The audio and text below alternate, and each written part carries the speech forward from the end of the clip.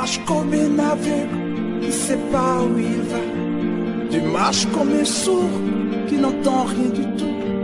Tu t'en fous de Dieu, tu te moques de sa Bible, mais un jour, tu couleras des larmes pour tous ceux. En se limitant à ce point donné, nous avons fait quoi? Nous nous sommes privés nous-mêmes des merveilles tant de la parole de Dieu que des choses du ciel. Et à propos, j'ai toujours rappelé aux enfants de Dieu une chose. Je leur dis, nombreux sommes-nous, lorsque nous venons à Jésus, nous venons simplement pour fuir l'enfer. Dis voilà, je me convertis pour éviter le feu éternel. Et on se limite là. Puisque moi, je suis rentré dans la famille, dans la maison de Dieu, c'est simplement pour fuir le déluge qui doit tomber dehors. On se limite là. On dit, bon, je me limite à être enfant de Dieu. Alors que l'objectif de Jésus, en nous sauvant ou en nous rachetant par son sang sur la croix, ce n'est pas seulement de nous ramener à notre statut d'enfant de Dieu. Non, c'est faux. L'objectif va au-delà. Quoique le premier objectif, plutôt, nous redonner notre statut d'enfant de Dieu, c'est la première étape pour permettre à Dieu de réaliser ses autres desseins. Quels sont ces autres desseins de Dieu? Ce sont les desseins pour lesquels il a créé l'homme sur la terre. Comme avec vous, pasteur Estor, nous avons partagé une fois où je vous disais que la mort de Jésus sur la croix, au fait, ce n'était pas cela l'objectif principal de Dieu pour l'homme. Ce n'est qu'une parenthèse qui a été créée afin de remettre la brèche de façon que la vision de Dieu de Genèse puisse poursuivre son cours. C'est pourquoi je vous avais même dit que même si Adam n'avait pas péché, Jésus devait toujours arriver. Parce que l'objectif de la vision de Dieu, c'est avoir sur la terre quelqu'un qui devrait le représenter pour gérer sa création physique. Mais il y a eu une brèche qui s'est ouverte par rapport au péché d'Adam. Ainsi, l'objectif de Dieu, en créant l'homme, c'était d'avoir sur la terre quelqu'un qui devait le représenter et avoir un représentant sur la terre. C'est pourquoi il pouvait dire dans Genèse 1, 26, où il disait, faisons l'homme à notre image. C'est Dieu qui décide, qui explique pourquoi il a créé l'homme. Mais le péché est venu juste créer, comme on dit, une sorte de parenthèse pour essayer d'interrompre ce projet de Dieu. Alors, Dieu ne pouvait pas poursuivre son projet primaire sans pourtant d'abord refermer la brèche afin de ramener les choses à la normale. Ainsi, en tant qu'enfant de Dieu, Dieu nous invite donc à retrouver cette identité-là. De quoi? De serviteur, de représentant de Dieu sur la terre. Là, on nous appelle, au lieu d'enfants, on nous appelle maintenant des serviteurs de Dieu. Nous sommes des seigneurs. Nous quittons la stature d'enfant pour prendre celle de serviteur. Voyez-vous? Ainsi, lorsque nous devenons... À quel moment nous quittons l'enfant? Nous quittons l'enfant lorsque nous rentrons dans la dimension du service de Dieu. Lorsque nous acceptons maintenant d'entrer dans les jardins de Dieu. Parce que Adam n'a pas été créé dans le jardin d'Éden. Attention. Il a été amené dans le jardin. Non, Adam a été amené. Oui, a été amené. Le jardin a été créé en d'autres lieux. Parce que c'est là que les gens confondent les choses. La Bible dit, dans Genèse 1, on nous parle de la création logique des choses. Mais vous allez voir dans Genèse 2, où certains disent c'est une contradiction, il n'y a pas de cohérence. Non. Dans Genèse 2, lorsque Dieu crée la végétation, dans Genèse 1 plutôt, lorsque Dieu crée la végétation, c'est la végétation naturelle que nous connaissons tous. Mais dans Genèse 2, Ce que Dieu crée, la Bible précise que Dieu va créer les herbes des champs. Ceux qui font végétation, les spécialistes de la flore et de la faune sont bien placés pour expliquer ces choses-là. Et couramment, nous appelons les herbes naturelles, on les appelle les herbes sauvages, différemment des herbes ou des plantes que nous trouvons dans les champs. On dit ça, c'est pour les champs. Je ne sais pas si vous me comprenez. Dans notre vie normale, lorsque nous on voit les... Non, c'est pas d'être. Lorsqu'on voit lorsque Dieu crée dans Genèse 1 que les herbes poussent, Dieu est précis. La terre a produit. Dieu a créé toutes choses. Les herbes sont là. Mais dans Genèse 2, la Bible précise, Dieu va créer les herbes des champs. Donc on voit déjà, même humainement parlant, il y a une différence. Nos herbes, quand nous partons, on appelle ça des herbes sauvages.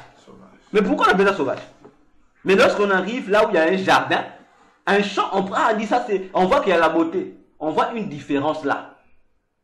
Alors, Adam est créé à partir de la terre. Normalement, on le crée.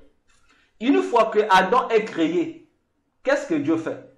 Dieu amène Adam dans son jardin. La Bible dit, c'est Dieu lui-même qui crée, qui plante un jardin de côté de l'homme. C'est Dieu qui plante, c'est pas l'homme. Donc, dans le jardin que Dieu va planter, qui n'a rien à voir avec la végétation créée au départ par Dieu. On va voir dans Genèse 2. On va dans Genèse 2. Voilà. Ok, voilà. Je prends verset 7.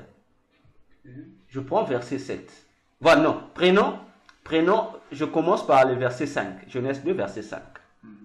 On dit, lorsque l'Éternel Dieu fit une terre et des cieux, aucun arbuste des champs n'était encore sur la terre. Aucun herbe des champs ne germait encore, car l'Éternel Dieu n'avait pas fait pleuvoir sur la terre. Il n'y avait point d'homme pour cultiver le sol. Comprenez? Mais pourtant, dans Genèse 1, on dit que la terre pousse, que la terre produit de la verdure. C'est ça qu'on appelle les herbes, qu'on nous appelle sauvages. Mais les herbes des champs n'étaient pas encore là. C'est là que Dieu, la Bible poursuit, il va dire que, si on prend le verset 7, on poursuit 7 à 8, la Bible dit, l'Éternel Dieu forma l'homme de la poussière de la terre. Il souffla dans ses narines un souffle de vie, et l'homme devint un être vivant. Là, l'homme est créé dans un espace normal. Verset 8 dit, puis l'Éternel Dieu planta un jardin en Éden. Vous comprenez? L'homme est créé. Donc après la création de l'homme, au 6e jour, Dieu va faire un jardin qui va planter un jardin. C'est en plantant un jardin que c'est là que va naître les herbes ou les arbres des champs. Et la Bible poursuit dit, Dieu planta un jardin en Éden du côté de l'Orient et il y mit l'homme qu'il avait formé. Donc l'homme, Adam, n'a pas été formé ou créé dans les jardins d'Éden. Il a été créé hors du jardin d'Éden. Vous me suivez? Or, dans Luc 3, je crois le dernier verset, on dit Adam, fils de Dieu. Donc, lorsque Adam est créé, Adam est appelé fils de Dieu. C'est normal, parce que c'est la création de Dieu. C'est Luc 3, le dernier verset. Luc 3, le dernier verset, où on parle de la généalogie de Jésus. Je crois que c'est le tout dernier verset. Verset 38. Luc 3, 38. Alors, on comprend déjà ici cette réalité-là. Alors, on prend l'homme qui est créé hors du jardin, l'homme qui est fils, on le met dans le jardin. Voyez-vous, lorsqu'il est hors jardin, il est fils. Mais lorsqu'on le met dans le jardin, on l'appelle plus fils. On l'appelle serviteur parce que là, il vient pour servir. Or, un fils ne travaille pas. Un fils ne travaille pas parce qu'il est héritier. Il ne travaille pas. On travaille pour lui, le fils. Mais le serviteur n'est pas là pour qu'on travaille pour lui. Il est là pour servir. Ok? C'est pourquoi on met l'homme dans le jardin. On vient le mettre là. Pour quelle affaire? Voilà, si on poursuit le verset 9, on dit Dieu fit pousser du sol des arbres, toute espèce agréable. Dans les jardins maintenant, Dieu commence à produire dans le jardin. Et si vous allez encore plus loin, après on dit Dieu va créer des, comme on peut dire, des fleuves artificiels un peu, qui n'ont rien à voir avec le fleuve que Dieu avait créé avant. Ça veut dire Dieu va créer les 4 fleuves spéciaux pour la beauté du jardin. Voyez-vous? Et voilà, je prends le verset 15. On dit, l'Éternel Dieu prit l'homme et le plaça dans le jardin d'Éden pour le cultiver et pour le garder. Voyez-vous? Or, au départ, il dit, faisons l'homme à notre image qui domine sur toute la création et autres. Vous allez remarquer ici 2 missions qu'on donne à l'homme. Soit si vous me suivez, pasteur. Je suis en train de suivre. Il y a 2 missions qu'on lui donne. Lorsqu'il est fils, le fils c'est le prince, c'est l'héritier. Il doit faire quoi? Il doit représenter son père sur toute la terre, sur toute l'humanité. La première mission. Mais dès qu'on l'enlève là, de la terre, on le met dans le jardin. Là, Dieu ne dit pas dans le jardin que l'homme doit développer, comment on appelle ça, régner sur le jardin. Ici, on dit quoi? 2 missions. Il doit le cultiver et le garder. Donc, c'est comme si on ajoutait dans la mission primordiale qu'il a reçue de toute la terre, mais une mission particulière encore, spécialement pour le jardin. Voyez-vous? Et Dieu poursuit. Il donne les ordres, tu ne mangeras pas. Et il dit, l'Éternel, verset 19, l'Éternel Dieu forma de la terre tous les animaux des champs et tous les oiseaux du ciel, et il les fit venir vers l'homme pour voir comment il les appellerait, afin que tout être vivant portât le nom que lui donnerait l'homme. Vous imaginez cela? C'est Dieu qui fait ça. Donc, Dieu le met dans le jardin, dit, bon, je vais voir comment il va commencer sa gérance. Il commence par les animaux. C'est Dieu lui-même qui donne le nom à tout le reste de l'humanité, des choses qu'il demande. Mais tous les êtres vivants ont reçu des noms à partir de Adam. C'est l'homme. Ça concerne l'homme. Voyez-vous? Ainsi, ici, ça devient autre chose. Nous devenons serviteurs. Donc, lorsque nous nous convertissons, nous devons forcément nous limiter au statut de fils de Dieu, enfant de Dieu. Non, non, non. C'est pas à cause de ça que Dieu nous a appelé d'abord. L'objectif de Dieu, c'est dans le jardin de Dieu. Parce qu'à côté de la création du monde de Dieu, il y a le jardin de Dieu. Donc, Dieu a 2 endroits qu'il donne à l'homme, que l'homme doit gérer. Mais les 2 endroits n'ont pas les mêmes aspects ni spécificités. Chaque endroit obéit à certaines règles particulières. Et dans ces différents endroits, l'homme utilise ces 2 identités. En ce qui concerne l'humanité entière, il est enfant de Dieu. Voilà pourquoi Romains 8 disait, je crois 8 verset 18 à 19, je pense, disait, l'humanité, le monde attend avec ardent désir la manifestation des fils de Dieu. Ça c'est l'humanité. Mais, en ce qui concerne le jardin de Dieu, il n'attend pas la manifestation des fils. Il attend la manifestation des ouvriers de Dieu. C'est pour cette raison, on dit dans 1 Corinthiens 3, le verset 9, Paul dit, vous, l'Église, vous êtes les champs de Dieu. Et nous sommes ouvriers avec Dieu. Vous voyez la différence, hein? Dans l'humanité, nous sommes des représentants de Dieu, des ambassadeurs. Dieu est notre roi. Mais en ce qui concerne le jardin de Dieu, qui est l'Église, Dieu est notre patron, mais lui aussi, il travaille avec nous. On est avec lui. On travaille ensemble. On est des partenaires avec Dieu. Dans le champ de Dieu, il n'y a pas question d'héritier. Nous ne sommes pas héritiers. Nous sommes ouvriers. Et c'est quelqu'un. Donc, ouvriers en tant que partenaire. Donc, c'est le partenariat. Et là, nous avons droit au salaire. Autrement dit, à la dîme. Mais en tant qu'enfant, on n'a pas droit à la dîme. On a droit aux primes, aux 2 autres choses, mais pas à la dîme. Ça, c'est le salaire. Voyez-vous? Alors, lorsque nous rentrons, voyez qu'on dit que tu dois développer le jardin et le cultiver. N'est-ce pas, pasteur? Les scientifiques nous racontent des bêtises.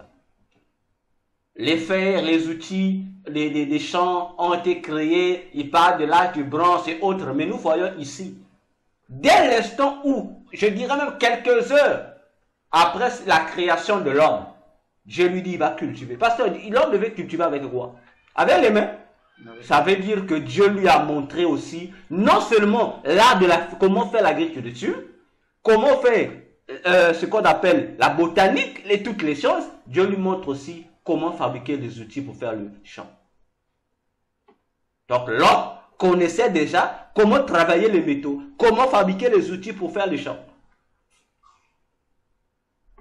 C'est l'homme qui fabrique. Et on lui dit, tu vas garder le jardin. On fait de lui un protecteur. L'affaire d'être sentinelle a commencé avec Adam. Imaginez-vous, vous cultivez, ça veut dire que... Mais là, ça devient 3 rôles. Non, 2. Il y a 2 endroits et 2 missions seulement. Dans le jardin, il a pour mission de cultiver et de garder. Or, cultiver veut dire que l'homme devait travailler la terre. Parce que pour cultiver la terre, vous êtes mieux placé que moi pour connaître l'affaire du champ. Pour cultiver la terre, il faut d'abord quoi? Faire assainir le sol. Vérifier d'abord si le sol est fertile. Il faut labourer, il faut faire comme le brûler et autres. Donc, comme nous disons, il faut faire des stratégies. Après, il faut avoir des semences. Il faut planter. Alors, pasteur, c'est Dieu qui fait se pousser le sol. Où Adam devait-il trouver des semences pour développer les arbres qui étaient là? Ça veut dire que c'est Dieu qui donnait à Adam la semence de chaque chose. Pour dire, là, la vertu des arbres, qu'on appelle aujourd'hui, comment on appelle ça? La guérison à base des herbes, ce n'est pas une affaire qui appartient ou qui est exclusive à nos ancêtres, qu'on veut nous le faire croire les religions traditionnelles, que ça vient des ancêtres. Non, ça vient de Dieu. C'est Dieu qui a montré à Adam, telle plante, tu plantes, tu auras telle vertu, telle autre. C'est pourquoi dans le Puissant, la Bible dit que Dieu a créé les arbres, c'est pour les besoins de l'homme. Comprendre que les vertus des arbres viennent de Dieu. Ok, donc, si je peux récapituler, oui. À la création, où il est dit au départ là-bas, oui, qu'il n'y avait pas encore d'herbe ni d'arbre, parce que Dieu n'a pas... Des champs. Oui. Il y a des champs. Oui. Parce que Dieu n'a pas fait tomber la pluie. Oui, et parce qu'il n'y avait pas l'homme pour cultiver. Parce qu'il n'y avait pas l'homme pour cultiver. Maintenant, quand il forme le jardin, ça veut dire là, il y a déjà des plantes. Bien sûr. Là, il y a déjà des plantes. Oui. Sauf dans le champ là-bas, il n'y a encore rien. Oui. Maintenant, quand Adam se met à travailler, est-ce qu'il travaille dans le jardin qui est déjà fait ou il doit aller travailler dans le champ? Non. Adam, le jardin, c'est le champ que c'est de Dieu. Parce que si je pose la question, je me dis, si Dieu avait déjà fait le jardin, donc là, il y avait les arbres qui devaient produire de la semence. Oui. Et c'est cette semence-là que Adam devrait prendre pour aller finalement cultiver dans le champ. Pour que, en mettant de la graine, Dieu fait tomber la pluie. Et finalement, il y a vie. Non, la Bible dit, dans le jardin, Dieu a fait pousser lui-même. Oui, il a fait pousser. Il a fait pousser. Oui. Donc, l'homme est créé avant que l'homme soit créé. Le jardin existait. D'accord. Voyez-vous, le jardin existait. Dieu plante, c'est Dieu l'homme qui plante. On dit même Dieu a planté le jardin. Il crée le jardin. Il prend l'homme qu'il a créé, il lui met. Il dit, non, tu vas cultiver et le garder. Et on dit, Dieu pousse, Dieu fait pousser. Donc, en fait, le jardin est déjà préparé. Dieu a tout arrangé dans le jardin. Maintenant, on donne à l'homme la mission de cultiver. Comme pour dire, je te donne la mission de faire la relève, d'entretenir. Ça existe. Maintenant, toi, tu dois développer ça. Oui, en développant, à ce moment-là, voilà. Il travaille dans le champ. Il travaille maintenant dans le champ, dans le jardin, dans le champ. Parce que déjà, il a d'abord, avant le champ de Dieu, le jardin d'Éden, il y a d'abord d'autres champs, d'autres forêts qui existent, qui lui gèrent. On dit, tu dois développer, ça veut dire qu'il doit faire tout pour le tout possible. Et c'est Dieu qui donne la semence, Dieu lui montre. Telle semence, c'est ceci. Et l'homme, comme il a le devoir, s'il y a le manguier ici, par exemple, dans le jardin, il ne faut pas que ça soit un manguier. Il doit développer sa culture, veut dire que faire que les manguiers puissent se multiplier, chaque arbre puisse se multiplier. Voyez-vous, c'est dans ce sens-là.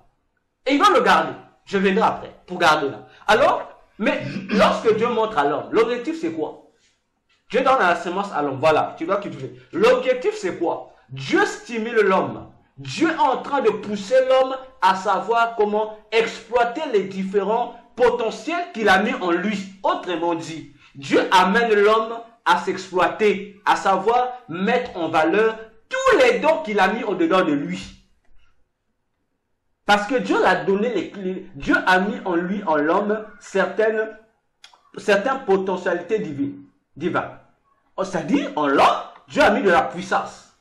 En l'homme, Dieu a mis ce qu'on appelle des capacités physiques et spirituelles.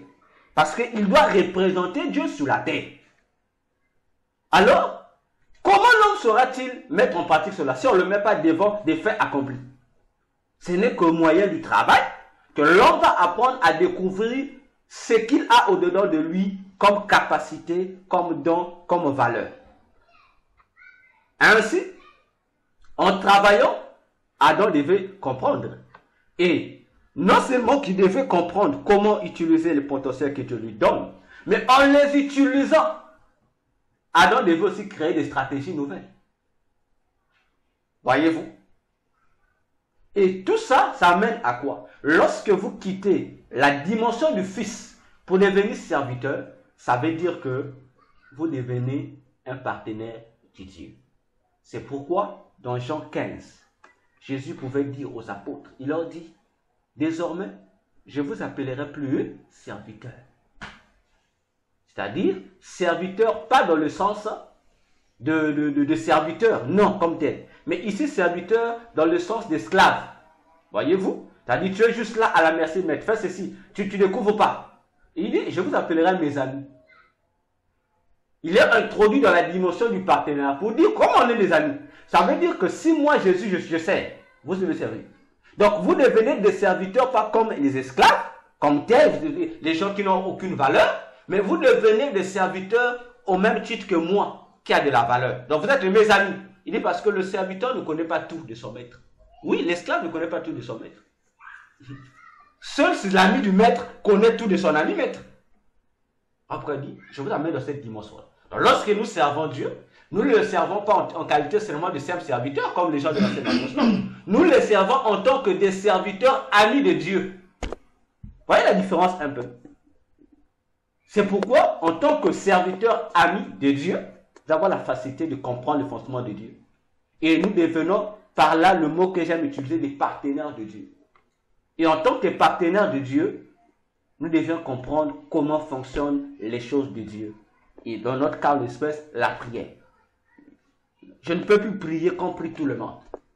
Lorsque je dis à Dieu, Seigneur, merci pour le souffle de vie que tu m'as donné. Ah Dieu, parce que je n'étais pas digne.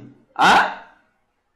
Comme j'ai dit à l'émission, il n'y a qu'un ignorant qui ne connaît pas les choses que je dis qui peut dire ça.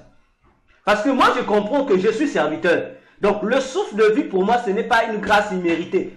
C'est une grâce méritée. Parce que je sais que je suis le représentant de Dieu sur terre. Bon, maintenant, moi, je vais dire à Dieu, merci pour le souffle de vie parce que je ne méritais pas. Non. Puisque je sais que je suis digne de mériter ce souffle-là parce que je dois faire un travail. Donc, si Dieu ne me donne pas le souffle de vie, je ne ferai pas un travail. Donc, ça devient une obligation. Je dirais même une imposition que j'impose à Dieu de me donner le souffle pour que je fasse son travail. Je ne sais pas si je me fais comprendre. Donc, ce n'est pas quelque chose une faveur qu'on dit Dieu. Dieu, ce n'est pas une faveur. Ça devient un mérite. Dieu va me donner ça. Parce que je suis son ouvrier, on est partenaire. Dans le partenariat, on s'est entendu avec Dieu. C'est l'entente. C'est Dieu qui m'a choisi. Ça veut dire que Dieu m'a choisi. Comme j'entends certains disent, non, Dieu ne nous choisit pas par rapport à un intérêt quelconque. Ça, c'est un mensonge, ça. Dieu ne choisit pas. Par rapport à un intérêt quelconque. Donc, Dieu ne choisit pas comme ça. C'est comme on dit, lorsque Dieu nous aime, Dieu ne nous aime pas pour un quelconque intérêt. Ça, c'est mal comprendre. Dieu, c'est faux. Dieu est venu mort pour nous, sur quoi? C'est pour un intérêt. Parce que s'il n'y avait pas un intérêt, Dieu n'allait pas nous choisir. Dieu n'allait pas nous créer. L'intérêt, c'est quoi? C'est l'homme doit être son représentant sur la terre. Parce que lorsqu'on parle du mot intérêt, nous confondons les choses. Il y a le bon intérêt et le mauvais intérêt. Le mauvais intérêt, c'est que nous condamnons.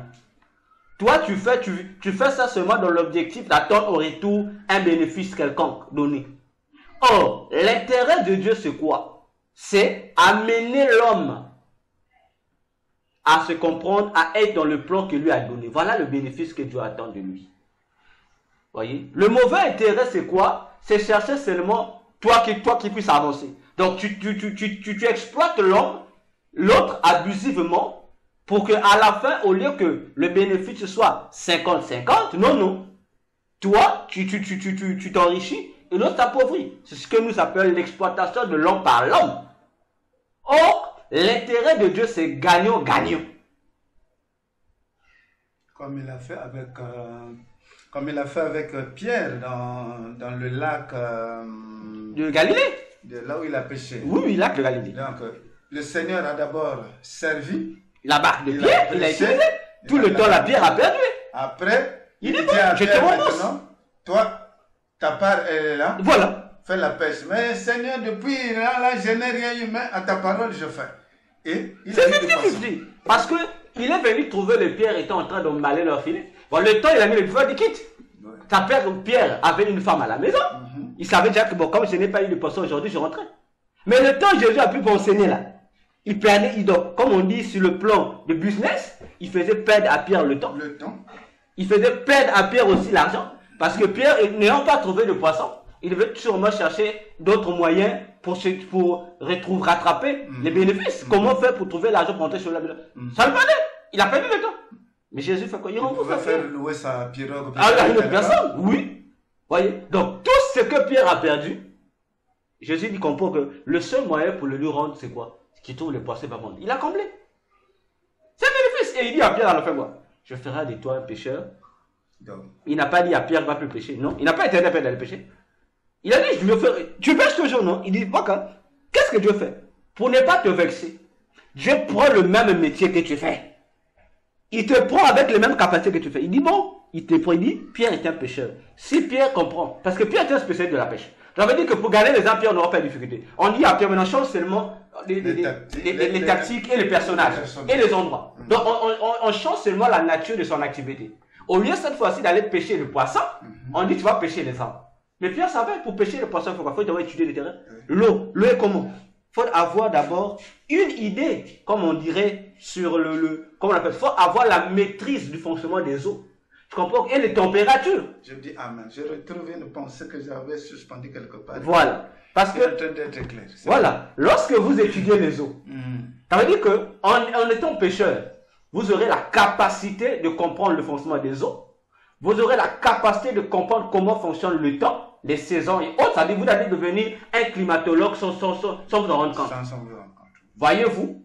Et troisièmement, vous aurez la précision sur ce qu'on appelle la pisciculture, l'étude des poissons, des animaux aquatiques. Vous allez avoir la maîtrise de ça. Voyez-vous? Donc, déjà là, tu comprends que telle saison, ça peut marcher. Et j'ajoute, la pêche vous fait de vous encore un spécialiste de l'environnement. De l'environnement. Parce que vous saurez que à telle saison, tel endroit le poisson ne vient pas. Pour qu'il y ait le poisson, il faut faire aller à tel poisson. Et j'ajoute, ça vous amène encore à être un stratège. Vous saurez, bon, pour avoir le poisson, vous allez créer des voies qui vont faire que, bon, à tel endroit, pour attirer le poisson, on doit créer des sillons, on doit créer ceci. Alors, Jésus comprend que s'il prenait Pierre, là, il prend les mêmes tactiques que Pierre utilisait dans son art physique, il la met sur l'art spirituel. Il dit, Pierre fait la même chose. Mais, les cibles changent, les outils changent.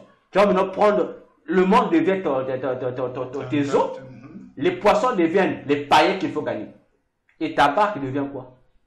Ta barque devient mon église. C'est pourquoi vous allez remarquer, pasteur, Jésus pouvait donner la responsabilité de son église à quiconque. Mais il a donné ça à Pierre, parce qu'il avait promis à Pierre, je ferai de toi pécheur d'hommes. Parce que la barque dans laquelle Jésus était en train de prêcher, c'était la barque de Pierre. Mais Pierre travaillait avec deux de ses coéquipiers. Il travaillait avec André, d'abord avec son propre frère, il travaillait avec lui, André, et il travaillait aussi avec Jacques et son frère Jean. Donc il avait trois coéquipiers avec lui. Mais la barque appartenait à Pierre. Et lorsque Jésus laisse l'église, tu vas remarquer, pasteur, c'est au même gars que Jésus laisse l'église. À Pierre, à Jean et à Jacques. Voyez-vous, il dit c'est ton père des brebis. Parce que Pierre savait comment, lorsqu'il prenait le poisson, comment il gérait déjà les autres. Il avait cette expérience-là. Voyez-vous? Et c'est la même chose que Dieu fait. Donc lorsque Dieu t'a sauvé, ce n'est pas un non, parce que Dieu m'avait aimé le premier, il m'avait aimé son cause. Tu mens, Dieu t'a aimé le premier, c'est pour une cause. C'est parce que il t'a créé pour que tu puisses le représenter sur la terre. Autrement dit, non seulement que tu traverses la terre, mais pour que tu rentres aussi dans son jardin, que tu sois son sacrificateur. Parce que c'est dans le jardin d'Éden que Adam, le jardin d'Éden devenait comme le poste de contrôle, à partir duquel Adam devait gérer l'humanité. C'est dans le jardin d'Éden. Parce que Adam vivait où? Dans le jardin d'Éden. Il travaillait où? Dans le jardin d'Éden et hors jardin d'Éden. C'est pourquoi la Bible dit, celui qui ne prend pas soin de sa maison est plus qu'un infidèle. Et la Bible ajoute, si tu ne prends pas soin de ta maison, tu ne peux pas gérer l'église de Dieu. Pourquoi? Parce que la maison où Adam était, c'était là, le champ, la base. On dit le champ de Dieu. Mais on ne dit pas le monde de Dieu, hein, parce que... Hein? Mais on préfère le jardin d'Éden de Dieu. Et lorsque nous allons lire Ézéchiel 28, Dieu dit, parlant au serpent, au roi de Dieu, il dit, tu étais dans mon jardin en Éden. Dieu dit mon jardin. Mais Dieu ne dit pas mon monde. Oh, comment ça? Hein, donc, dans le monde, c'est Dieu qui a créé l'humanité. Mais dans l'humanité, il y a un endroit précis que Dieu a choisi pour lui-même. Tandis un endroit particulier. C'est pourquoi on dit, Dieu ne descendait pas sur l'humanité entière. Il venait dans le jardin pour causer avec l'homme chaque soir. Pas n'importe où. Là où il dit c'est pour lui. Comme on dit, Adam avait un travail de l'État, gérer l'humanité, et avait aussi un travail du privé. Donc, pasteur, les concepts qu'on voit aujourd'hui, non, quand on dit fonction publique et le privé, ne vient pas de l'homme, c'est Dieu. Ça a commencé avec Dieu. Voyez-vous? Alors, lorsque tu es dans le jardin, tu vas te découvrir, en te découvrant, tu vas découvrir les mystères de Dieu. Donc, c'est comme si Dieu fait du cache-cache avec l'homme. Voyez-vous, non? Dieu met quelque chose et dit, pasteur Nestor, je t'envoie là-bas, va découvrir les choses. Il te laisse, dit, je vais voir par rapport aux capacités que j'ai données à mon serviteur, si lui sera capable de le mettre en valeur pour découvrir les secrets que j'ai mis derrière. Voilà comment Dieu fonctionne. Alors, moi, je vais dire à Dieu, Seigneur, merci pour le souffle de vie, je te rends grâce. Ah, Dieu, je ne méritais pas. Il y a un problème. C'est là où j'ai dit expliquer. Non, parlons bien. Dieu, merci pour le renouvellement du souffle de vie. Parce que tu me fais encore confiance pour que je continue l'œuvre. Pas Dieu, parce que je ne méritais pas. Et c'est là où j'ai précisé, dit, c'est lui qui peut dire, il ne méritait pas. Ça veut dire, il est conscient que, en termes normal, j'avais commis le péché que j'ai commis. Ah, je n'étais pas sûr que j'allais vivre aujourd'hui. Ah oui, parce que tu es conscient. Mais moi, je sais que hier, j'ai dormi pur. Je suis réveillé pur. Maintenant, je vais donner, rendre grâce à l'immérite à quoi? Je vais rendre grâce aux choses que je mérite. C'est la chose que je dis. Tout en précisant que ce sont des mérites. Les mérites. C'est là où je dis aux gens, les deux dimensions, là, il faut les comprendre. La grâce ne veut pas seulement dire œuvre imméritée. Ça veut aussi dire simple reconnaissance. C'est là où je dis. Ceux qui sont toujours, même Jésus, Père, des fois la tombe de Lazare. Il dit, je te rends grâce. Il dit, non, parce que je ne méritais pas. Non. Il dit, je te rends grâce parce que c'est Jésus toujours. Il dit, c'est mérite. Donc, on ne doit pas confondre les choses. C'est là où j'expliquais à la sœur que nous devons apprendre à bien prier. C'est l'imprécision qui parfois tue nos prières, pour rien. Parce qu'on veut répéter les choses sans les comprendre. Dieu, je te bénis pour le repas que tu m'as donné. Pas, je ne méritais pas. Non, comment ça? Je dis merci, action de grâce par rapport à la récompense. Je reconnais que c'est Dieu qui m'a donné. Parce que je méritais. Je suis son enfant. Il est mon père. Donc, je vais aller demander au pasteur Nestor qui est mon père, parce que papa, j'ai faim. Je dis, papa, je vais supplier. Non, c'est le devoir de papa, c'est mon droit que papa me nourrisse. Donc là, il n'y a pas, oh Dieu, s'il te plaît, non. Voilà pourquoi Jésus disait, dans Matthieu 6, il dit, donne-nous notre pain. Il ne dit pas supplier. Donne-nous, on dit Dieu, donne-nous. On mérite ce pain-là parce que nous sommes tes enfants d'abord. Et en tant que serviteurs, nous méritons nos salaires. C'est pourquoi j'ai dit aux enfants de Dieu, sachant prier. C'est pourquoi des prières, je vois Dieu dit, celui-là n'a pas encore compris qui il est. Il y a des prières, j'ai prié en tant qu'enfant, je comprends, j'ai dit Dieu, là je suis en tant que serviteur, je suis partenaire Dieu. Dieu, là, ah non Dieu. Voilà pourquoi, pasteur, dans la Bible, il y a un centenier, je pense, romain, qui est venu demander un service à Jésus. Hein. Jésus a refusé. Jésus, tu es romain, tu es païen. Mais les ennemis de Jésus, le peuple, les anciens du peuple, les souverains, les sacrificateurs, ils ont oublié d'abord le conflit. Il dit, Jésus fait. Ici, non, laissons avoir le conflit. Il dit, cet homme-là le mérite. Pourquoi? Il aime notre peuple, il a réconcilié notre temple. On dit, donc, que Jésus même si Jésus le voulait ou pas, contre sa volonté, il devait le faire parce que l'homme l'a mérité. Donc, ce n'était pas une grâce. Les autres faisaient la grâce. Seigneur, on te supplie. C'est ça que le homme l'a fait. Je te supplie, je ne suis pas digne que tu viennes chez moi. Mais voilà, il a supplié. Jésus a dit non. Mais on dit non, Jésus. Oh.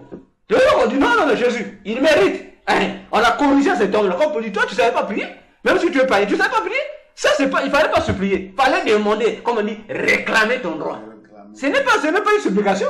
Tu aimes un peu, donc tu mérites. Donc, c'est là où je dis aux enfants, lorsque nous prions, on doit bien comprendre nos mérites et nos immérites.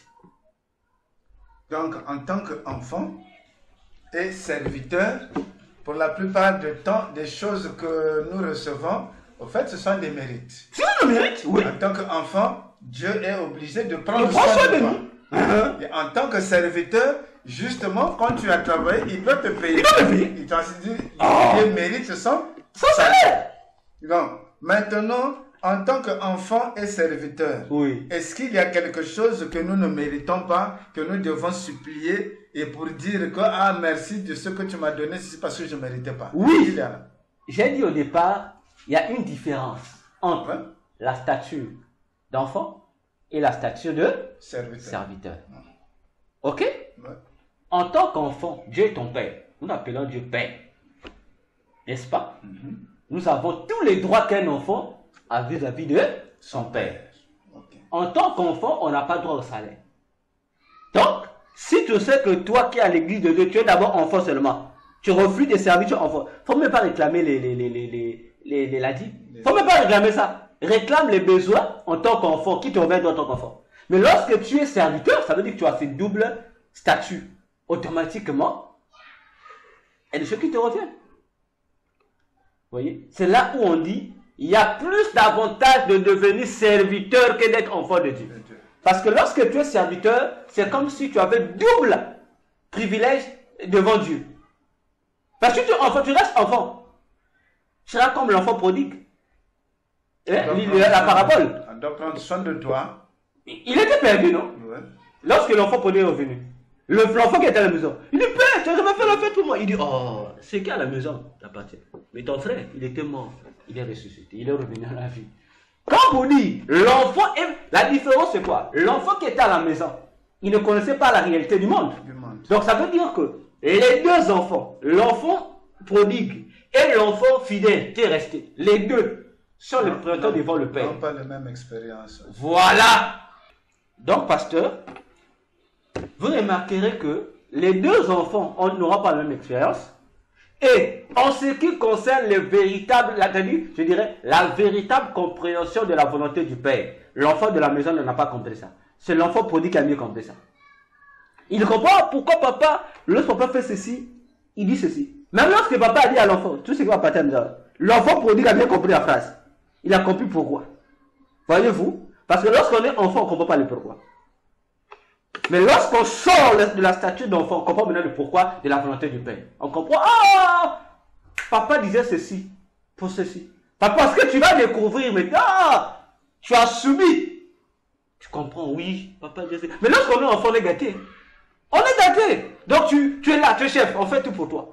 On fait tout pour toi. Mais lorsque tu es serviteur, on ne fait pas tout pour toi. Le serviteur, c'est un combattant. Voyez-vous, le serviteur, c'est un combattant. Et à force de combattre, il découvre les expériences. Et en réalité, entre l'enfant prodigue et le fils de la maison, si papa mourait, le véritable chef devait être l'enfant prodigue, pas le fils de la maison. Parce que l'enfant prodigue, il comprend comment gérer les gens. Il dit, ah, nous ici on veut bien, mais dehors j'ai compris, les gens souffrent. Donc moi aussi, lorsque je serai chef, je comprends c'est quoi la souffrance, je ne vais pas faire souffrir les autres. C'est pourquoi Jésus disait, je crois dans Matthieu 22, il disait aux disciples, vous voyez comment les tyrans dominent sur le peuple, mais vous ne dominez pas. Il ne faut pas que ça soit parmi vous. Mais vous, au contraire, faites comme moi. Je ne suis pas venu pour être servi, mais on me sert. Vous aussi, servez. Le plus grand, ce n'est pas celui qu'on sert, mais c'est celui qui sert. Comprenez? Or, le fils de la maison le servait, le serviteur le servait. Mais le fils prodigue est parti, il servait. Donc, il a pris l'expérience, il a compris. Il dit, ah, désormais, je ne peux plus mal gérer l'argent. Si j'ai mes richesses, je saurai comment administrer mes richesses. Parce qu'il a compris c'est quoi le service. C'est cela, le mystère d'être serviteur de Dieu. C'est pas pour rien. La Bible dit, tous ceux qui ont reçu Jésus sont devenus enfants de Dieu. Mais la Bible dit, il a fait de nous donc, au-delà de faire de nous les enfants de Dieu, on dit au-delà de ça, on dit, il a fait de nous un royaume de sacrificateurs et de rois pour Dieu. Parce qu'on ne dit pas un royaume des enfants de Dieu. On dit un royaume des sacrificateurs et des rois pour Dieu. Et dans 2 Pierre, tout le chapitre, l'apôtre Pierre dit, nous sommes un sacerdoce royal, une race élue, un sacerdoce royal. Vous voyez, le titre de la royauté n'est pas donné au fils, non. On laisse au fils, il reste, les 13 fils, oui. Mais le véritable titre de la royauté est donné à celui qui est sacrificateur. Pourquoi? Parce que celui qui est Messie, il est né, on l'appelait roi des Juifs. On ne l'a pas appelé Dieu des Juifs, roi. Mais roi, pourquoi faire? C'est pour gérer, administrer. Et on appelle aussi, il est le Melchisédek. Oui, donc, pendant qu'on l'introduit en tant que roi, mais c'est un roi qui a une double identité. Il est à la fois roi, il est à la fois sacrificateur. Mais il est aussi fils de Dieu. Ouais. Mais ce n'est pas son identité de fils de Dieu. Tu vois, en tant que fils de Dieu, il dit crois en Jésus, fils de Dieu. Tu es sauvé. Tu reviens aussi fils. Mais pour le service, c'est autre chose. Tu as la vie éternelle, tu deviens fils. Mais pour devenir serviteur, il ne s'agit pas de croire en Jésus.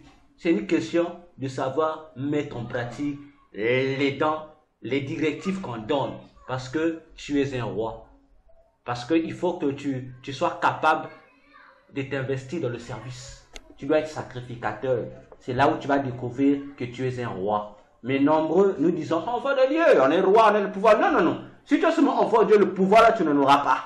Parce que le pouvoir a été donné à ceux qui sont sacrificateurs. Parce que le sacrificateur, il a la maîtrise des choses de Dieu. Le sacrificateur cause avec Dieu. C'est Dieu, le Fils ne connaît pas le secret du Père. Non. Parce que lorsque le Père veut parler à faire, il dit, Fils, sors, je parle avec mes serviteurs. C'est pourquoi Jésus dit aux disciples, je ne vous parlerai plus en parabole. Là, je vous parle clairement. Parce que vous avez dépassé le stade d'enfant. Vous n'êtes plus les enfants. Les enfants sont nourris au lait ou au miel. Mais le serviteur, lui, il mange la nourriture solide. Parce que le maître, s'il veut faire un coup, il ne dira pas à l'enfant. Il appelle le serviteur, viens. Il dit, va faire ceci. Le serviteur connaît le secret du maître plus que le fils. Et c'est même à la mort du père, c'est même le serviteur qui va orienter le fils. Parce qu'il connaît toutes les tactiques, tous les secrets du père. Voilà le mystère en ce qui concerne l'affaire de savoir comment bien prier. Voilà, à moi c'est des questions pour que nous passions nous allons passer à notre sujet du jour.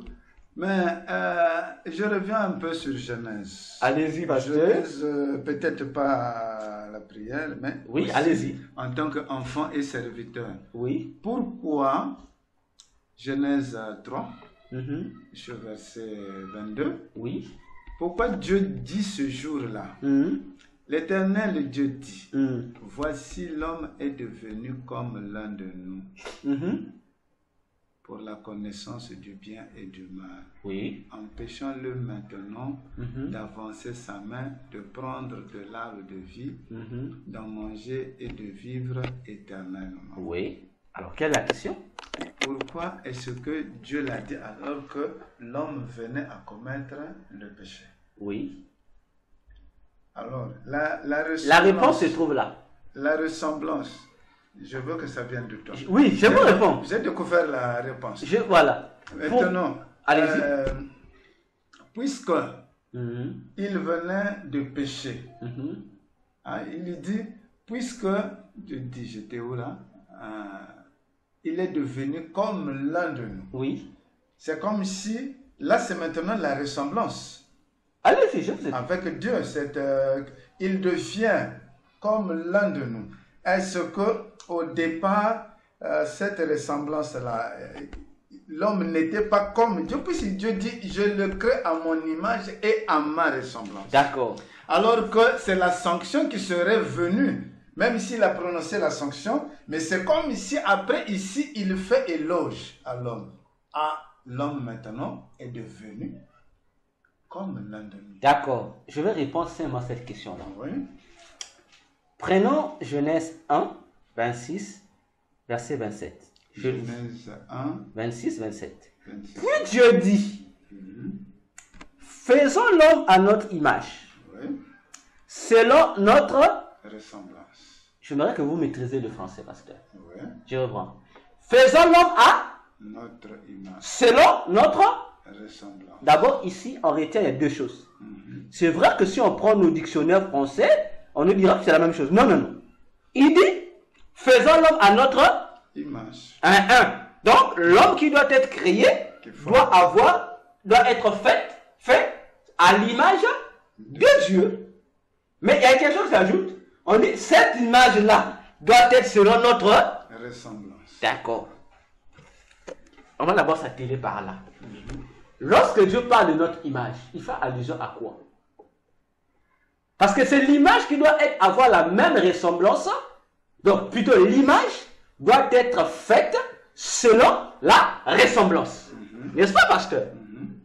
Alors, ici, on voit deux concepts. L'image et ressemblance. Quoique c'est synonyme. Mais c'est pas pareil. N'est-ce pas, pasteur? Dans le fond, c'est pas pareil. Ok. Sinon, elle n'allait pas répéter. D'accord. Alors, pasteur, dans la vie tout court, n'est-ce pas? Quel est l'élément qui nous amène à dire, parler de ressemblance? Bon. Dans les ressemblances, très souvent, on le dit, ah, mais cet enfant-là me ressemble. C'est par rapport à ses traits. Au physique, Oui. n'est-ce pas? Oui. Mais à quel moment on parle de l'image? L'image,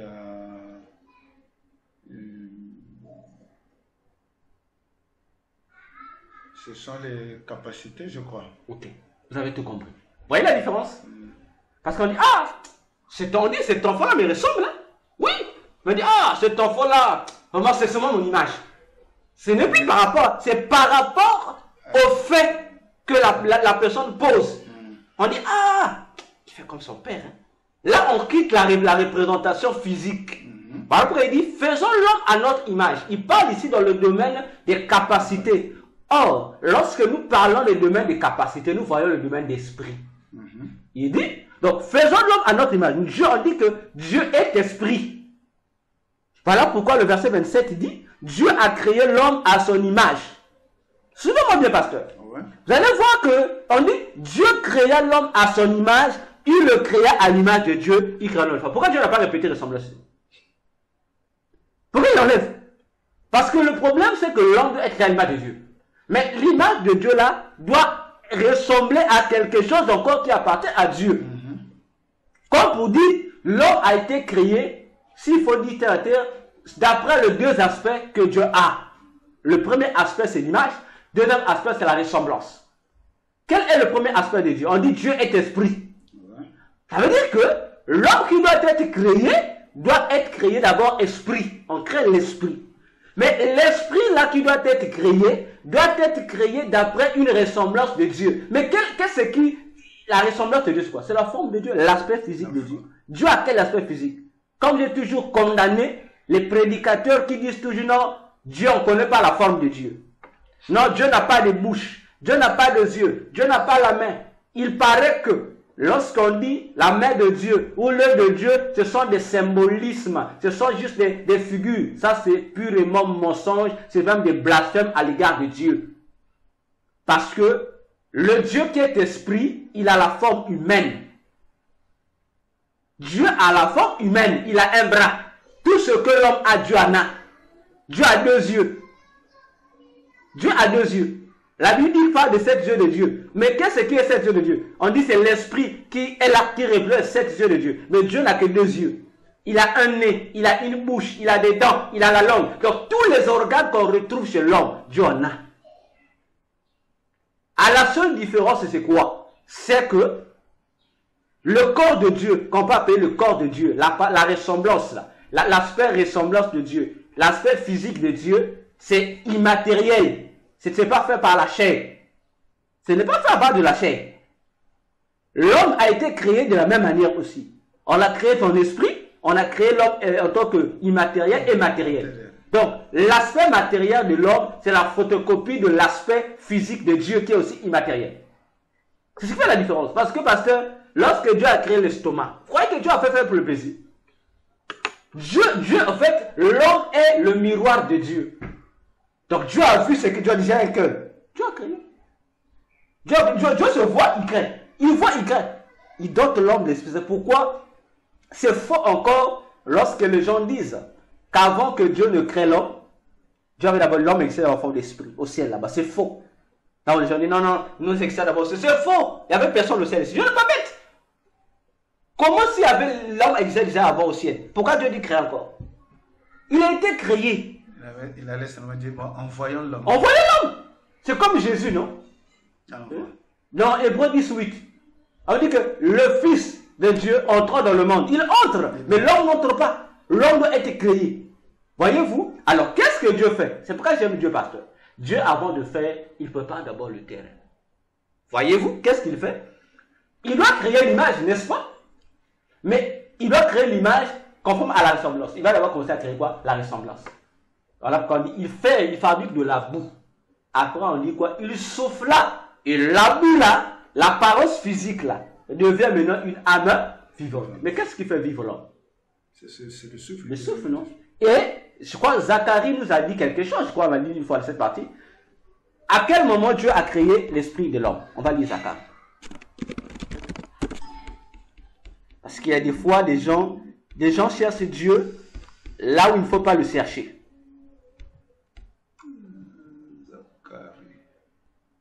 Prenons Zacharie 12, le premier verset, parce que vous pouvez lire. À quel moment on a créé l'esprit de l'homme? Zacharie 12, hein? Zacharie 12, verset 1. Allez comprendre. Okay. Parce que les gens parfois... Parole de l'Éternel sur Israël. Oui. Ainsi parle l'Éternel qui a étendu les cieux et fondé la terre. Ok. Et qui a formé l'esprit de l'homme au-dedans de lui. Je vous repose la question, pasteur. L'esprit de l'homme a été formé quand? Avant la chair ou après la chair? Après la chair. Ça veut dire que c'est à l'intérieur de la chair. À quel moment? Dieu a soufflé. Dans le souffle, il y avait le souffle naturel et l'esprit. L'esprit vient se former. Pourquoi on parle de se former? Parce que l'esprit qui est l'image de Dieu, en rentrant dans l'homme, il doit avoir la même formologie que le corps qu'il doit rencontrer. C'est pourquoi on voit, lorsque l'homme meurt, on voit que les deux parties de l'homme se séparent. On voit que le corps de l'homme a la même forme, les mêmes aspects, les mêmes éléments que l'âme, que l'esprit. Voyez-vous? Même si on voit l'apparence de l'esprit de l'homme ou de l'âme, ce sont des êtres immatériels. Ils n'ont pas de chair. Oui, mais comme a dit Jésus, vous serez comme des anges. Mais les anges sont des esprits, non? Les anges n'ont pas de chair, n'est-ce pas? Mais ils ont des pieds, ils ont le corps, ils ont leur forme, ils ont des formes humaines. Ils marchent. Mais ils marchent avec quoi? Les pieds, non? Mais la différence, c'est la matière. Le corps de l'homme est fait à base de la matière. Matière physique qu'on peut toucher, qu'on peut palper. Mais eux, ils sont faits de matière qui sont, comme on dit, invisibles, immatériels, qu'on ne peut pas palper comme ça. La main ne peut pas toucher. L'esprit de l'homme est écrit dans de l'homme. C'est ça qu'on appelle l'image. Donc, oui, continue. Voyez-vous? Alors, ça c'est 2 points. N'est-ce pas? Maintenant, lorsqu'il est créé, on dit maintenant, puisque on dit, alors on conclut le verset 27, Genèse 1, 27, l'homme est créé à l'image de Dieu. On dit plus ressemblance. On crée l'image parce que ce qui fait la force, c'est l'image là qui va s'imposer. Job dit, 38, verset, Job 32, 8, dit quoi? En réalité, en l'homme, c'est l'esprit. L'homme a été créé. Il a l'esprit et Romains 8 nous dit, c'est par l'esprit, au travers de l'esprit humain, c'est-à-dire l'esprit de l'homme, que l'homme rentre en contact avec Dieu. Donc c'est une question de esprit et esprit. Ainsi, lorsque l'homme a péché, Dieu dit, l'homme est devenu comme l'un de nous. Voyez-vous? Et c'est là la tactique qu'utilisent les gens qui sont dans l'ésotérisme ou dans l'occultisme. Ils lisent les versets à moitié. Mais je bénis le Seigneur parce que notre Dieu, pasteur, il est précis lorsqu'il parle. Dieu n'a pas dit, voici l'homme est devenu comme l'un de nous. C'est pas ce que Dieu dit. Dieu dit, je reprends le passage, voici l'homme est devenu comme l'un de nous pour La connaissance du bien et du mal. Ici, l'identification là, ça n'a rien à voir avec l'identification du premier. Non. Ici, c'est, donc comme on disait, parce que l'homme créé ne connaissait pas le mal. Il connaissait que le bien. Maintenant, en mangeant le fruit de l'arbre qui contenait à la fois la mauvaise chose, a montré à l'homme maintenant ce que c'est le mal. Pourquoi? Comme je l'ai toujours dit, tous ceux qui pensent que l'homme a été créé avant la chute de Satan sont en erreur. L'homme a été créé après la chute du diable. C'est même la raison qui a poussé Dieu de donner à l'homme le pouvoir sur toute la création. Donc déjà, le péché existait déjà. Parce que les anges déchus étaient déjà chassés du ciel. Alors, l'homme a dit qu'il ne connaissait pas c'est quoi le péché. Il ne connaissait pas. C'est pourquoi il a fallu que celui qui était déjà séduit par le péché, Satan, puisse maintenant pousser aussi l'homme à connaître le mal. Donc l'homme, il y a comme on dit, une seconde identité sera en l'homme. C'est quoi? La connaissance du bien et du mal. Parce que tous les hommes savent c'est quoi le bien, c'est quoi le mal. C'est là où Dieu dit pour. Dieu précise, il y a un pour. Or, pour c'est quoi? En savant que c'est une préposition ou une conjonction qui implique une cause, une raison. Parce que l'homme connaît le bien et le mal. On dit, ah, comme il est devenu comme l'un de nous. Nous connaissons le bien et le mal. Lui, il est maintenant là. Qu'est-ce qu'il faut faire? Ça veut dire que l'identité première quittée, il faut faire quoi? Il faut maintenant l'empêcher de toucher. Parce que s'il mangeait l'arbre de la vie, l'homme devait être éternellement condamné dans ce état de péché. Voilà pourquoi Dieu a bloqué cela. A poussé pour empêcher que l'homme le touche. Pour dire à l'homme que je peux te racheter.